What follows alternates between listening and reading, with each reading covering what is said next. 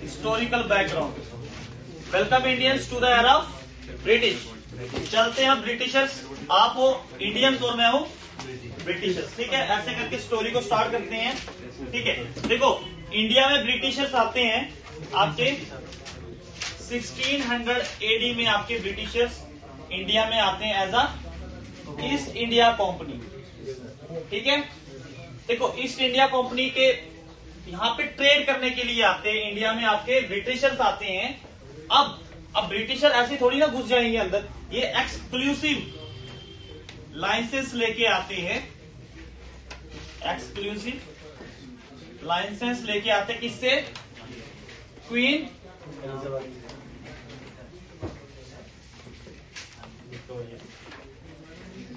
Elizabeth one. ठीक है, इससे ये एक्सक्लूसिव लाइसेंस लेके आते हैं एज अ ट्रेड के लिए। इंडिया में ये एक ट्रेड करने के लिए आते हैं।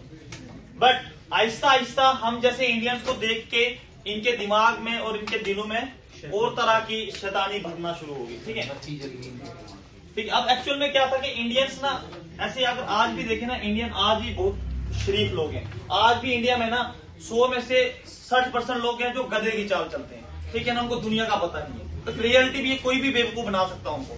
ठीक है, तो जब उन्होंने ये चीज देखी इंडिया में, बाकी हमने पढ़ना नहीं बीच में क्या क्या किया उन्होंने, हमने सिर्फ पॉलिटी को लेके ही पढ़ना है और टारगेट भी हमारा पॉलिटी का ही रहेगा। ठीक है, होता क्या है आपका यहाँ पे 1764 में battle of Buxar, battle of Buxar take place.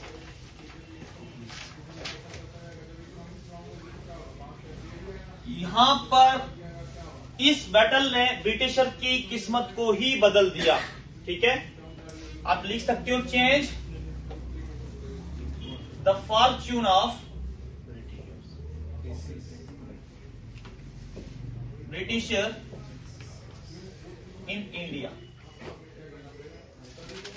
India में ब्रिटिशर्स की किस्मत को बदल दिया बैटल ऑफ बॉक्सर ने। इसके बाद होता क्या है आपका 1765 में इन्होंने दीवानी राइट्स ले लिया। Diwani rights, what do you mean by diwani rights Indians? हाँ, राइट ओवर लीगल तरीके से इन लोगों ने क्या करना शुरू कर दिया, रेवेन्यू के ऊपर अपना कंट्रोल शुरू कर दिया। अब कौन सी 3 उस समय प्रोविंस थे? बिहार, उड़ीसा एंड बंगाल। इन 3 के ऊपर इन्होंने दीवानी राइट्स ले लिया। दीवानी राइट्स क्या था, लिख सकते हो आप, legal tax collection. Legal tax collection का राइट अब अंग्रेजों ने मिल लिया। अब देखो एक चीज याद रखना कि जब भी जिसके पास पैसा आना शुरू होता है तो आहिस्ता आहिस्ता वो क्या होना शुरू हो जाता है, स्ट्रांग होना शुरू हो जाता है।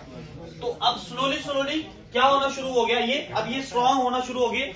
अब देखो ब्रिटिशर्स को इंडिया से निकालना ना इतना आसान नहीं था। क्यों था? क्योंकि इन लोगों ने ना जबरन तो नहीं, इन्होंने लीगली पॉलिटिकली हम लोगों के ऊपर दबाव बना के रखा हुआ था। ठीक है, ये चीज याद रखना। लास्ट तक आ रही है सर, समझ आ रही है? ठीक, एक एक चीज इंपॉर्टेंट है। ठीक है, पॉलिटी की, पॉलिटी आपके एसआई के एग्जाम्स के लिए सबसे ज्यादा फायदेमंद साबित होने वाली है।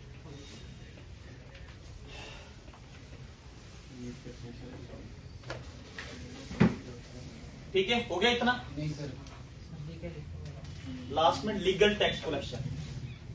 दीवानी राइट से मतलब है लीगल टैक्स कलेक्शन।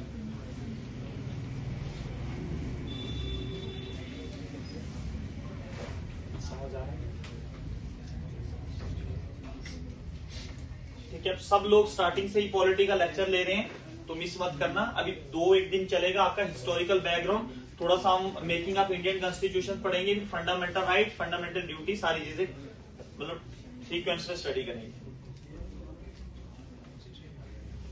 नोट्स बना रही हो है ना, कितने लोग नोट्स बना रहे हैं? Please raise your hand. ठीक है, फिर लिखवाऊंगा अभी। ठीक है, मटीरियल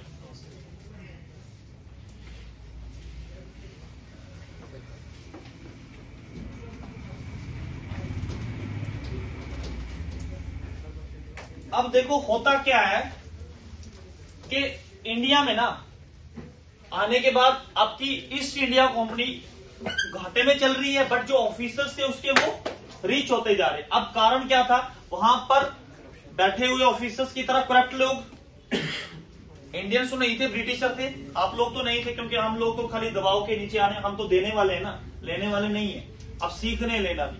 अब क्या था कि आहिस्ता आहिस्ता उन लोगों ने क्या शुरू कर दिया कि लोगों को लूटना शुरू कर दिया, दबाव डालना शुरू कर दिया, क्योंकि यहाँ पे पूछने वाला कोई नहीं था उनको। ठीक है, अब ब्रिटिशर्स, ईस्ट इंडिया कंपनी जाती है किसके पास, ईस्ट इंडिया कंपनी आपके ब्रिटिशर्स के पास जाती है। ब्रिटिशर साहब, हमारी कंपनी जो है वो लॉस में चल रही है।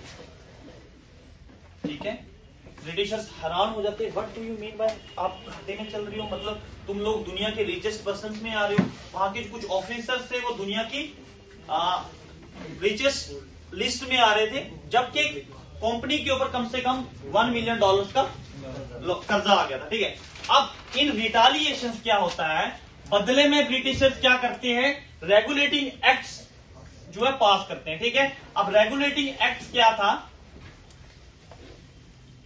रेगुलेटिंग एक्ट्स जो है पास करते हैं, पास बाय ब्रिटिशर,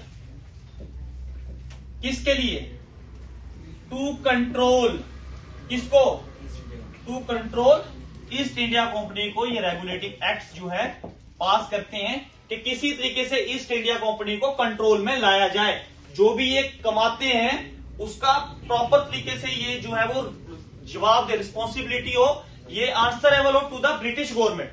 अब रेगुलेटिंग एक्ट्स क्या थे, 1773 में पहला रेगुलेटिंग एक्ट आया जिसको हमने पढ़ना डिटेल में, फिर आपका 1793 में दूसरा आया, फिर आपका 1813 में तीसरा आया, फिर 1833 में आया, फिर 1853 में आपका लास्ट रेगुलेटिंग एक्ट आया। अब ये रेगुलेटिंग एक्ट क्या थे, जस्ट ब्रिटिशर्स ने मतलब ईस्ट इंडिया कंपनी को कंट्रोल करने के लिए ये आपके एक्ट्स लाए थे। ठीक है, जिनको रेगुलेटिंग एक्ट्स कहते थे।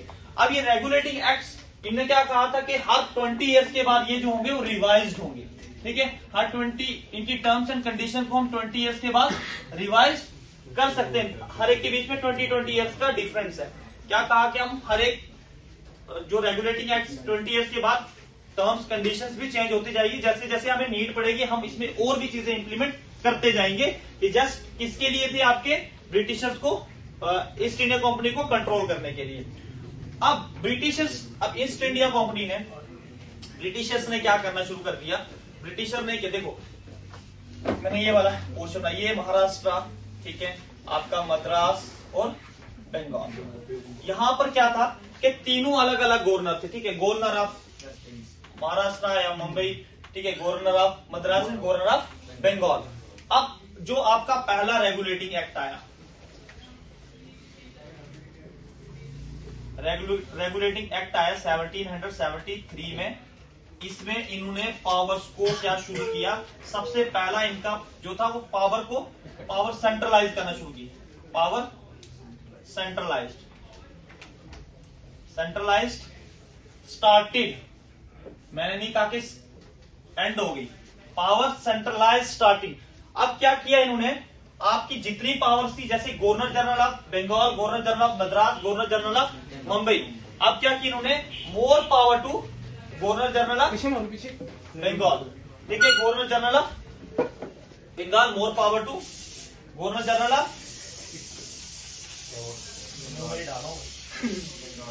देखो अब यहाँ पे governor general of Bengal, governor of Bengal become to the governor general of Bengal, मतलब वन मैन शो रहा है यहाँ पे कि ये पावर को क्या कर रहे हैं, सेंट्रलाइज कर रहे हैं। पहले गवर्नर खाली governor of Bengal, governor of Madras, governor of Mumbai.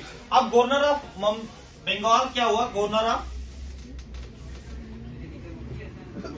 बस खत्म थोड़ी करनी है, Bengal became to the fan चलाने का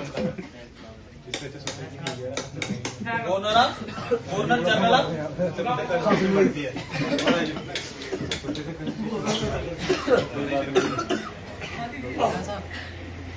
लिसन इंडियंस, क्या लगाया कितने? अब क्या होता है, governor of Bengal became to the governor general of Bengal. Tell me who was the first governor general of Bengal? Warren Hasting या विलियम बेंटिक? सर एक सेकंड होल्ड करना, एक सेकंड। हाँ बिल्कुल सर, ये लाइन कंप्लीट कर दूं, लास्ट वन नहीं ये वाली। सर 5 ही उसका लिखा है। ये रेगुलेटिंग एक्ट, मतलब आपने ठान लिए कि नहीं लिखना, बस 2-3 अल्फाबेट तो लिखने हैं, ठीक है। अब देखो, governor of Bengal became to the governor general of Bengal, one man show हो रहा है यहाँ पे, जो पावर को सेंट्रलाइज। अब ब्रिटिशर्स ने क्या किया, आहिस्ता आहिस्ता पावर को सेंट्रलाइज करना शुरू कर दिया, ठीक है। आप खुश नहीं होना कि ये पावर सेंट्रलाइज हो रही है, डिसेंट्रलाइज हो रही है, कुल मिला के ये हमारे पर पूरे संपूर्ण तरीके से कब्जा करने की बात चल रही है, ठीक है। अब governor of Bengal become to the governor general of Bengal, तो खुश।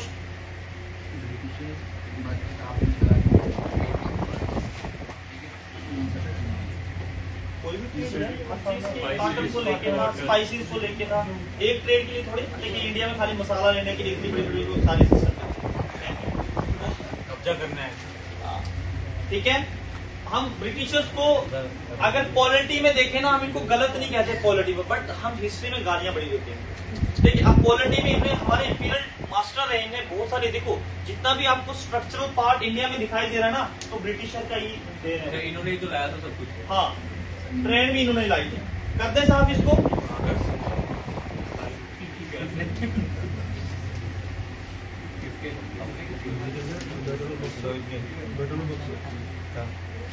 देखो 1773 में लिख रही है आपने कि ये फर्स्ट स्टेप था ब्रिटिशर ने कंट्रोल करने के लिए। ब्रिटिशर आपका 1773 फर्स्ट रेगुलेटिंग एक्ट था, जिसमें ब्रिटिशर ने पहला स्टेप लिया था ईस्ट इंडिया कंपनी को कंट्रोल करने के लिए और पावर को क्या करने के लिए, सेंट्रलाइज करने के लिए, ठीक है। अब बताऊंगा कि संपूर्ण तरीके से पावर कब जो इसमें आ गई, कंट्रोल में आ गई। अब देखो इन्होंने क्या किया, इन्होंने इसी आपका 1773 के रेगुलेटिंग एक्ट में क्या होता है, इसी एक्ट में, इसी को कंटिन्यतो कर रहा हूं मैं, ठीक है। आपका फर्स्ट सुप्रीम कोर्ट स्टेब्लिश हुआ कहां पर, ठीक है। It established first Supreme Court,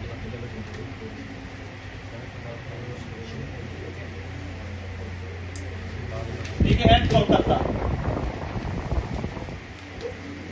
Kolkata में फर्स्ट सुप्रीम कोर्ट स्टेब्लिश हुआ 1774 में। ये क्या था कि ये इसके अंदर एक तो चीफ जस्टिस था, एक तीन मेंबर्स थे जो इसको असिस्ट कर रहे थे, ठीक है।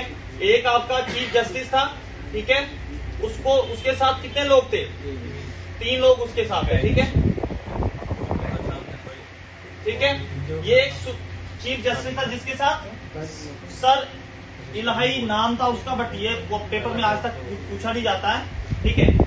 तो इसके असिस्ट करने के लिए अब इसके अंडर क्या किया गया, जो ये सुप्रीम कोर्ट बनाया गया, इसने क्या किया कि इसका कंट्रोल था किसके ऊपर, आपका जितना भी ईस्ट इंडिया कंपनी के अंदर जितने भी आपके पॉलिटी था, आपकी एडमिनिस्ट्रेशन स्ट्रक्चर था, ठीक है, या रेवेन्यू कलेक्शन था, कमर्शियल, सारी चीजों के ऊपर किसका कंट्रोल था, आपके सुप्रीम कोर्ट के ऊपर।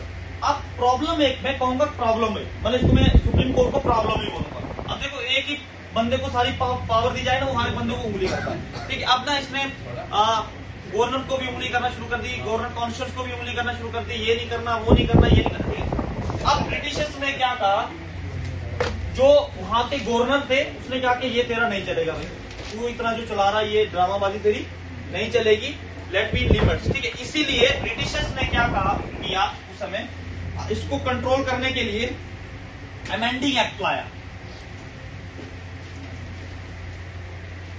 अमेंडिंग एक्ट आया इसी को सुधारने के लिए, 1781 में आया था। इसने क्या कहा था, सुप्रीम कोर्ट, मैं एससी लिख रहा हूं, लेट बी इन लिमिट, आप अपनी लिमिट में ही रहो, ठीक है।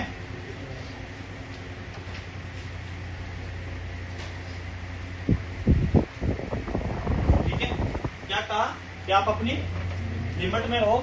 जो सुप्रीम कोर्ट आया था, ये 4 मतलब कह सकते हो एक बॉडी थी, इसको हम क्या कहते थे, court of directors. Code of director आप COD भी कह सकते हो, ठीक है, कोड ऑफ डायरेक्टर्स, ठीक है। अब फिर भी अब किसी को आप बोल दोगे भाई यार तू अपनी हदबंदी में रहे, ज्यादा शरारतें मत कर प्लीज, वो मानेगा?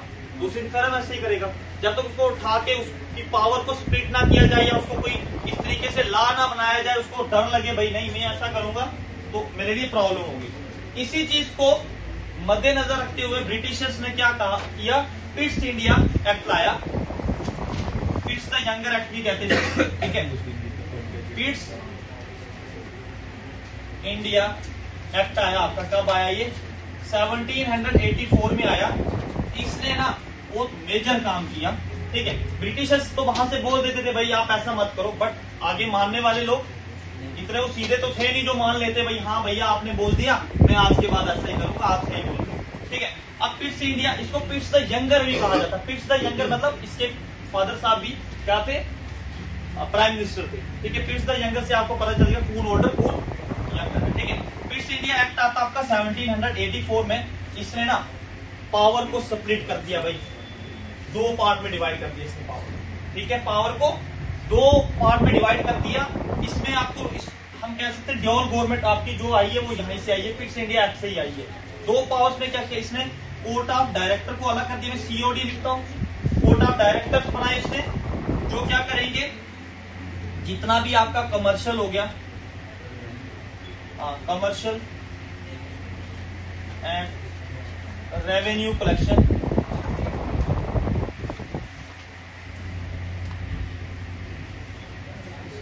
रेवेन्यू कलेक्शन जो होगा इसके अंदर आ गया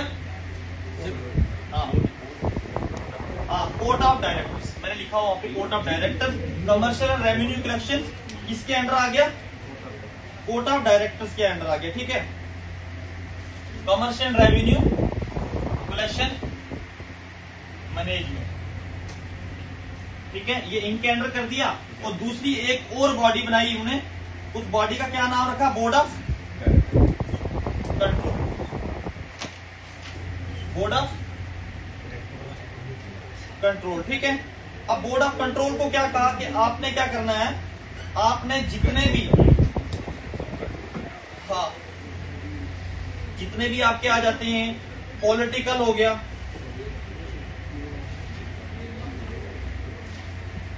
पॉलिटिकल, एडमिनिस्ट्रेशन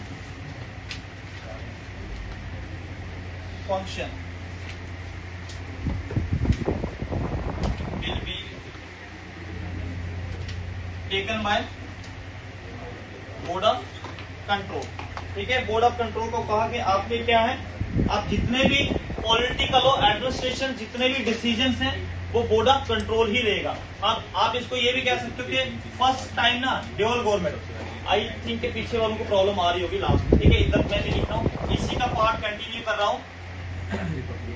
इट एस्टेब्लिश्ड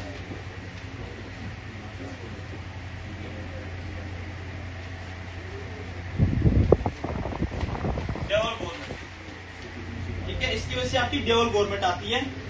आप ये कह सकते हो पिट्स अमेंडमेंट एक्ट, ठीक है। अमेंडिंग एक्ट आया था 1781 में। इसने कहा था कि ब्रिटिशर्स आप अपने ईस्ट इंडिया कंपनी, ये कोर्ट ऑफ डायरेक्टर्स को कहा था कि आप अपने कंट्रोल में रहो, बट फिर भी नहीं माने तो फिर अंग्रेजों ने कहा कोई बात नहीं पुत्र, दूसरा हम यहाँ से तुम्हारा बाप कौन है, ठीक है। फिर उन्होंने पावर्स को आपस में स्प्लिट कर दिया, ठीक है।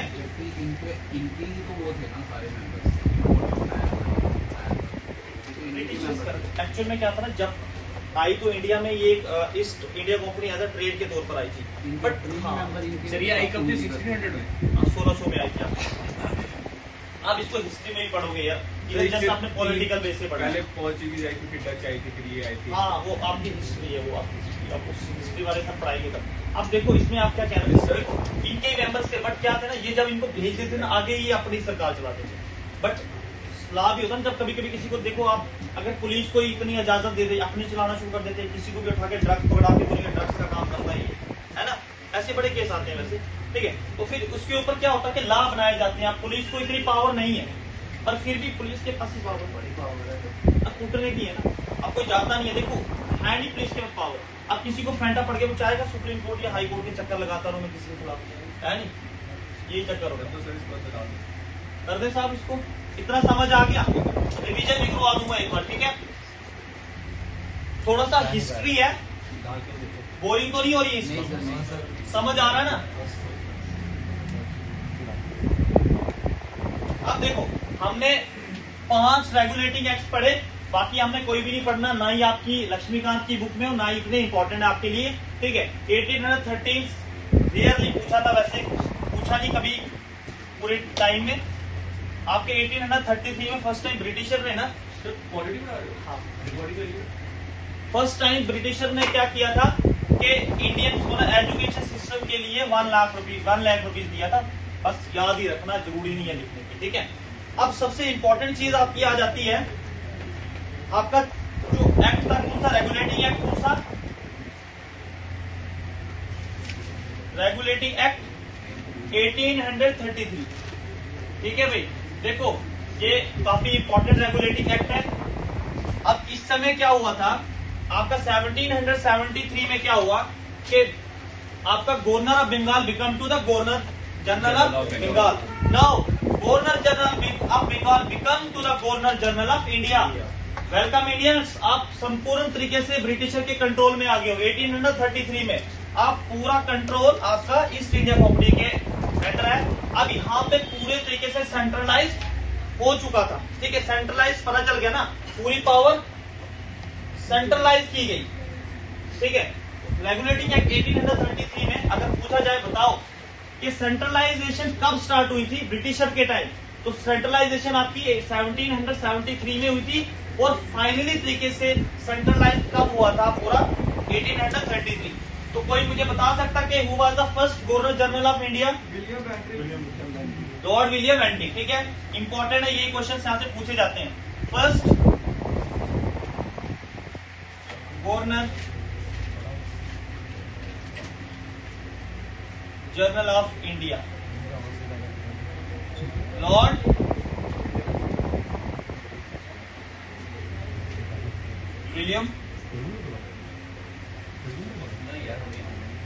William Bentinck was the first governor general of India. अब देखो इतना लिख लिया। देखो हुआ क्या इसमें कि आपकी संपूर्ण तरीके से एक वन मैन तो शो हो गया ना, कि वन मैन शो हो गया कि पूरे इंडिया के ऊपर अब किसका राज चलेगा, ब्रिटिशर्स का राज चलेगा। अब क्या होता है कि इसी एक्ट में, रेगुलेटिंग एक्ट में पार्लियामेंट ऑफ ब्रिटिशर्स ने कहा कि आप क्या करो, जो सबसे पहले देखो कोवेनेटिव सिविल सर्विस था, एक अपर कोवेनेटिव सिविल सर्विस था, एक लोअर कोवेनेटिव सिविल सर्विस था। अब कोवेनेटिव सिविल सर्विसेज क्या था, जिसके लिए आज भी आप लोग प्रिपरेशन करते हो, यूपीएससी वगैरह हो गया, ठीक है। उस समय कोवेनेटिव सिविल सर्विसेज था। 1833 में क्या बोला कि भाई इंडियंस को भी क्या करो, इसमें टेक पार्ट लेने दो।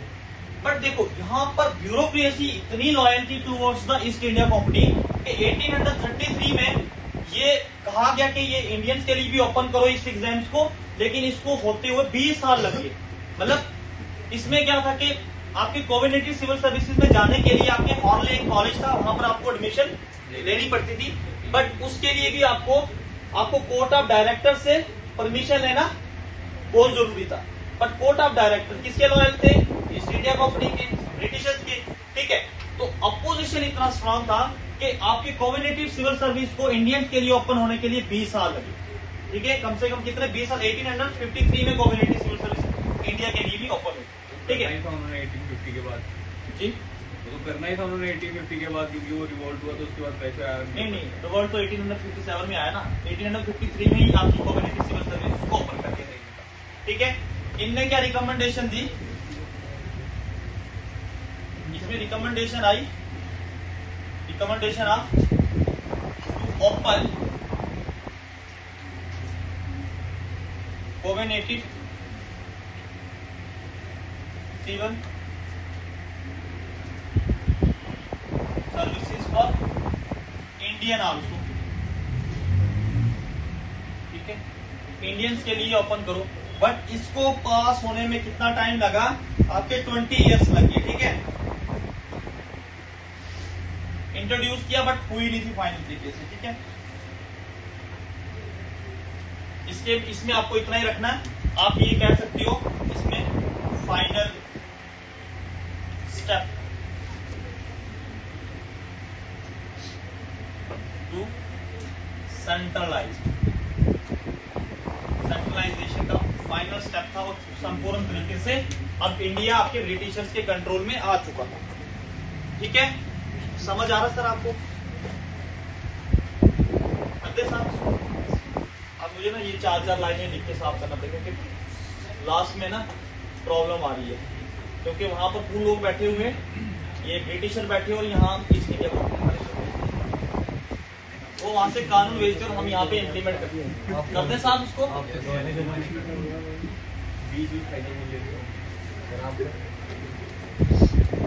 बीच में फायदा वही लोग लेते थे जो इंडिया ब्रिटिशर की चमचागिरी करते थे, तो आप लोग चमचागिरी कर रहे हो।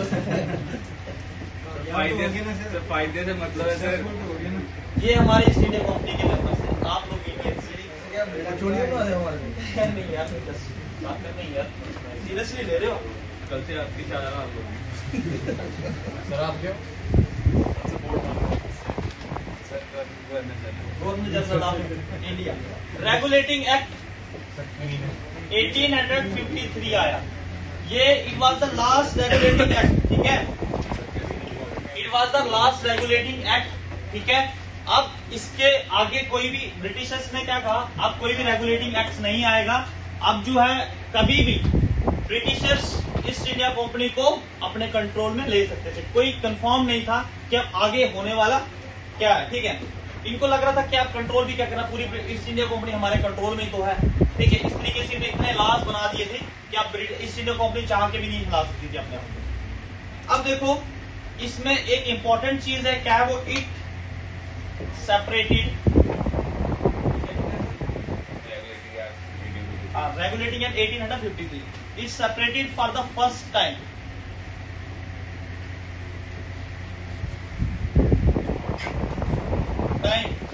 legislative and executive function.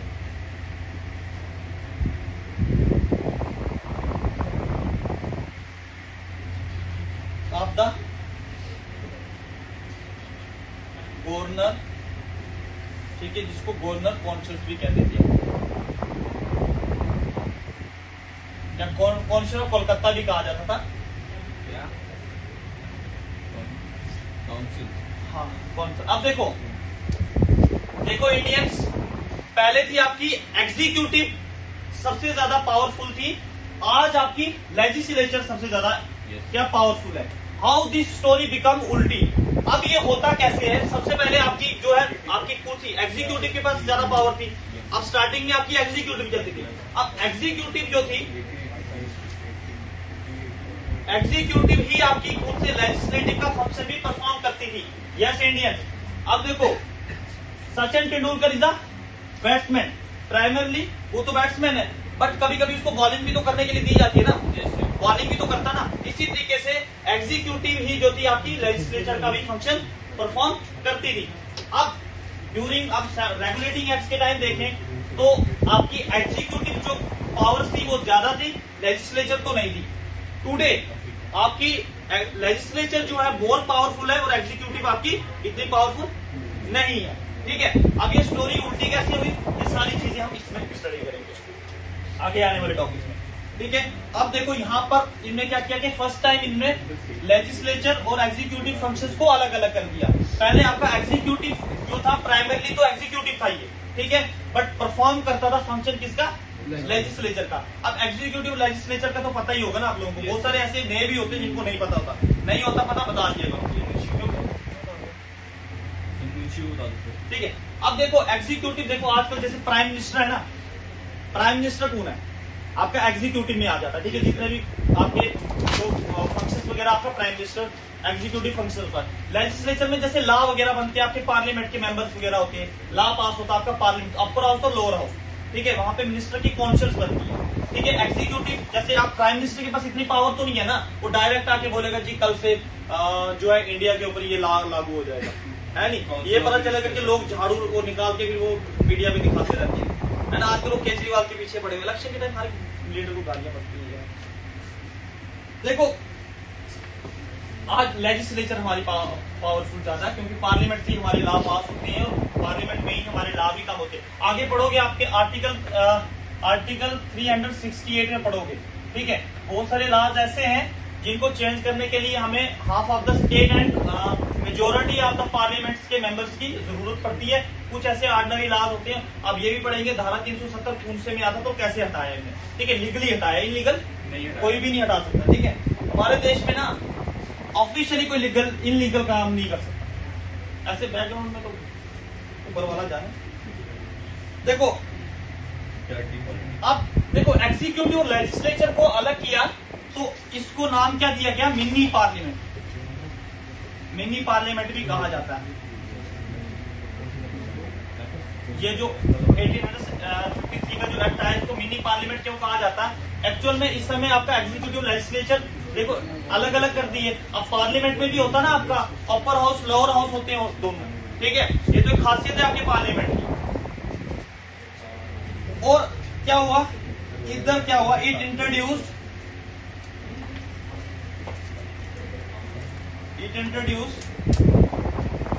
as open competition system of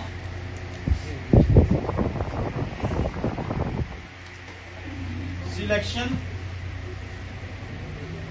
and recruitment of mini parliament के अंदर है रिक्रूटमेंट ऑफ सिविल। बताता हूं भाई, इसको नाम दिया गया था मिनी पार्लियामेंट, ठीक है, क्योंकि बहुत सारे फंक्शंस थे जो पार्लियामेंट की तरह यहाँ पे एक्ट किए गए, ठीक है। ये नहीं भी लिखोगे तो चलेगा, अपने आप को कंफ्यूज करने के लिए नहीं लिखोगे तो जस्ट आपको मैं ना पूरा डिटेल स्टडी करवा रहा हूँ। अगर आप फर्दर कभी यूपीएससी में भी जाओ तो आप जब पढ़ने में आपको प्रॉब्लम नहीं आएगी, ठीक है। सिविल सर्वेंट फर्स्ट टाइम इन्हें इंट्रोड्यूस किया था, आपका ओपन सिस्टम किया था इन्हें सिलेक्शन का। अब इंडियंस भी क्या कर सकते थे, अब टेक पार्ट कर सकते थे, ठीक है।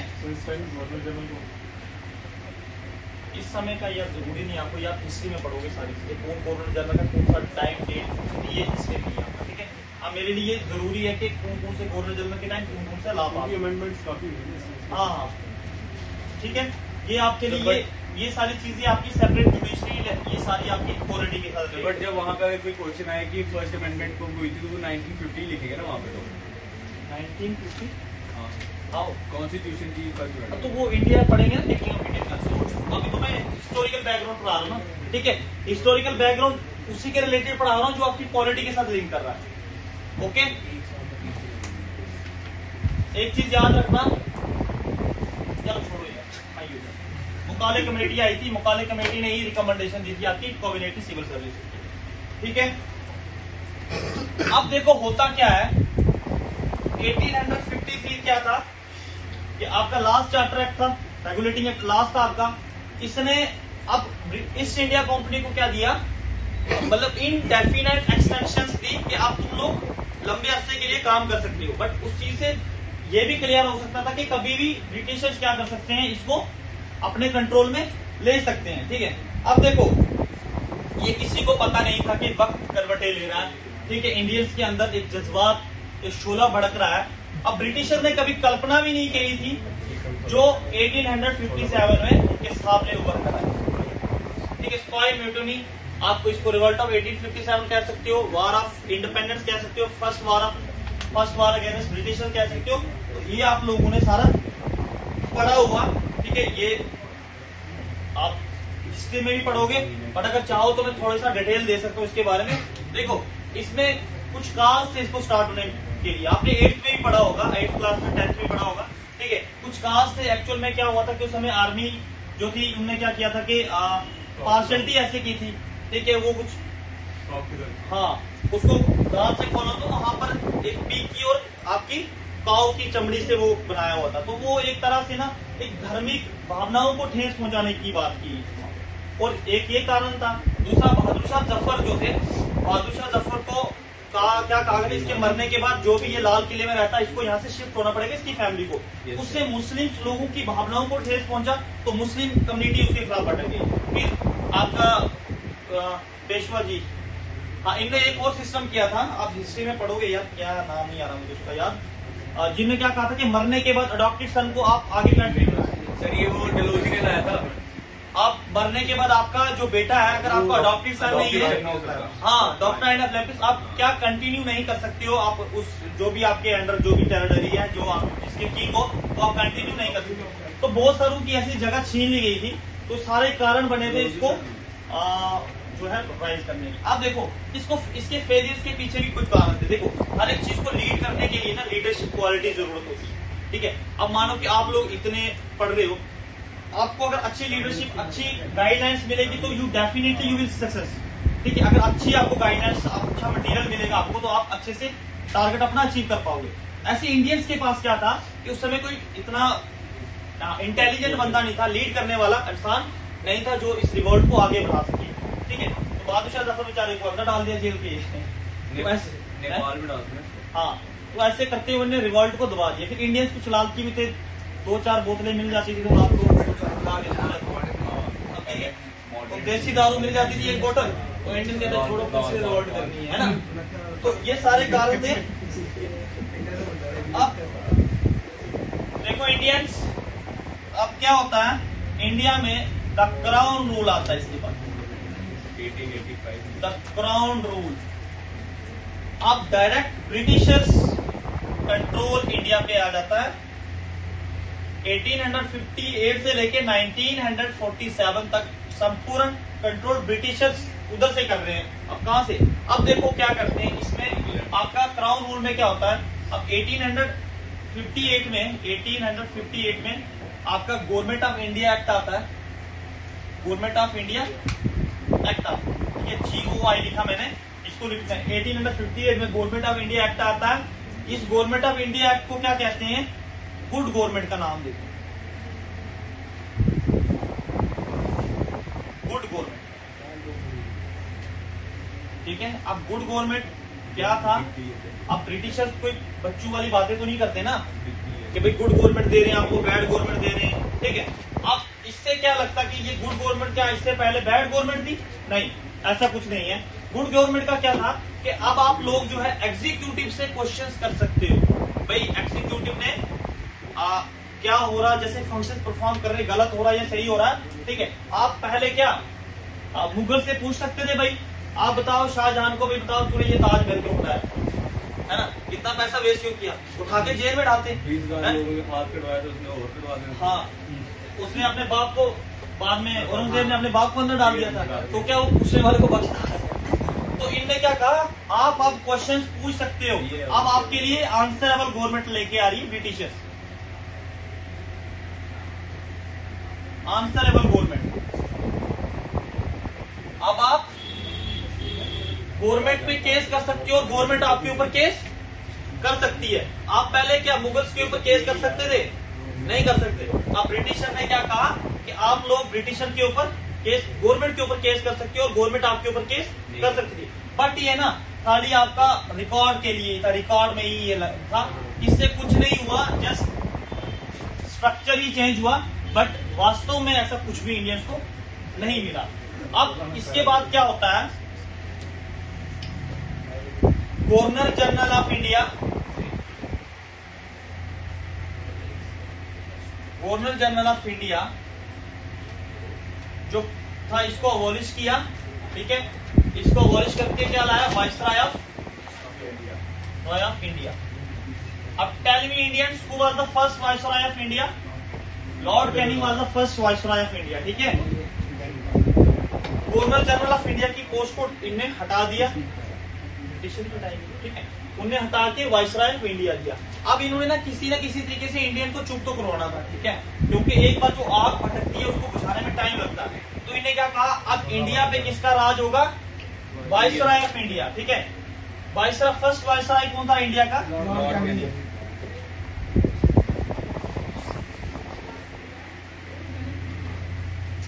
लॉर्ड,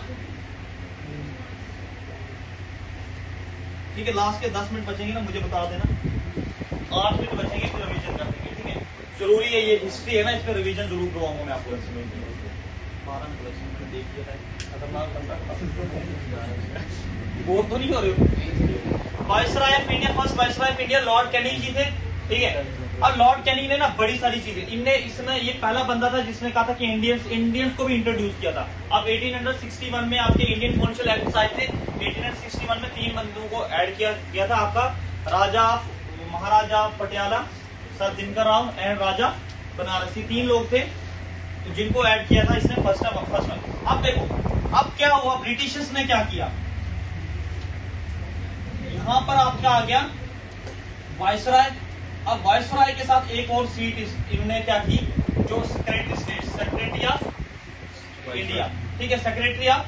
अब सेक्रेटरी का क्या काम था कि ये किसको रिस्पॉन्सिबल था, आपके ब्रिटिशर गवर्नमेंट को, ठीक है। वाइसराय के जो नीचे कौन थे, आपके मेंबर्स थे, जो इसके मेंबर्स 16 के आसपास थे, इसके जो कॉन्शल्स मेंबर्स थे जो, ठीक है। अब आपको जरूरी नहीं है कि कितने कितने थे, वेरिएशंस भी बहुत ज्यादा। अब इसने क्या कहा कि जो मिनिस्टर्स हैं, जो इसके कॉन्शल के मिनिस्टर्स हैं, वो रिस्पॉन्सिबल होंगे किसके, वाइसराय के। और वाइसराय किसको रिस्पॉन्सिबल होगा, सेक्रेटरी को। तो सेक्रेटरी को किसको रिस्पॉन्सिबल होगा, ब्रिटिशर्स के को रिस्पॉन्सिबल होगा। इस तरीके से इन्होंने एक चेन बनाई, होली एक, मतलब कहा कि ये रिस्पॉन्सिबल गवर्नमेंट होगी, ठीक है। तो बहुत सारी चीजें आपकी इसमें इंट्रोड्यूस की गई। वाइसराय ने तो ऑर्डिनेंस वगैरह पास किए थे, आई थिंक इसको हम कल की उसमें पढ़ेंगे, ठीक है। और जो सेक्रेटरी था उसके साथ 15 मेंबर्स थे जो असिस्ट करते थे। कल लिखवाऊंगा ये सारी चीजें, ठीक है। अब इसको भी कर दो बंद, रिवीजन कर।